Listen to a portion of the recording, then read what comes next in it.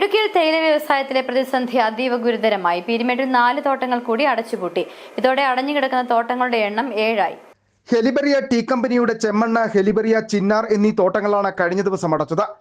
500-ലധികം സ്ഥിരം തൊഴിലാളികളും 200ഓളം അതിഥി തൊഴിലാളികളും ഇതോടെ പ്രതിസന്ധിയിലായി.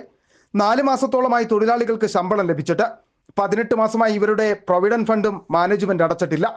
ഇപ്പോൾ ഈ 2 മാസത്തെ വേതന ശമ്പളം നിലവിൽ ഞങ്ങൾക്ക് സ്റ്റോർ കാശ് പോലും തരാൻ ബുദ്ധിമുട്ടാണ് ഇപ്പം മുന്നോട്ട് നീങ്ങുന്നത്. ആ ശമ്പളം ചോദിച്ചതിൻ്റെ പേരിലാണ് ഞങ്ങൾക്ക് ഈ 4 ദിവസത്തേക്ക് മുമ്പ് നോട്ടീസ് ഇട്ടിട്ട് കമ്പനി ഇപ്പോൾ തൽക്കാലം പ്രവർത്തിക്കാൻ പറ്റത്തില്ലെന്ന് പറയുന്നത്. ഞങ്ങൾക്കിപ്പോൾ റിട്ടയർമെൻ്റ് ആയ തൊഴിലാളികൾ 150ഓളം പേരുണ്ട്.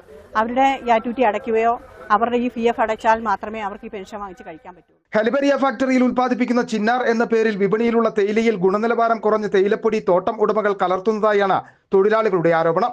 കൊച്ചിയിലെ ലേലകേന്ദ്രത്തിൽ നടത്തിയ പരിശോധനയിൽ തേയിലയിൽ മായം കലർന്നതായി കണ്ടെത്തി. ഇതോടെ കമ്പനിക്ക് ലേലത്തിൽ പങ്കെടുക്കുവാൻ കഴിയാതെ വന്നു.